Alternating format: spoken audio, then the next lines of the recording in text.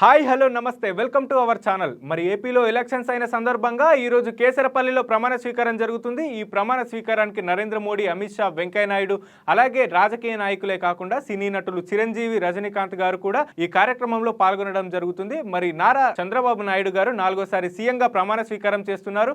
మరి అదేవిధంగా పిఠాపురం నుంచి పోటీ చేసిన జనసేన అధ్యక్షులు పవర్ స్టార్ పవన్ కళ్యాణ్ గారు కూడా 70,000 ఓట్ల మెజార్టీతో గెలుపొంది జనసేన సత్తా ఏంటో చాటారు. 70,000 ఓట్ల మెజార్టీతో గెలవడం అనేది మామూలు విషయం అయితే కాదు.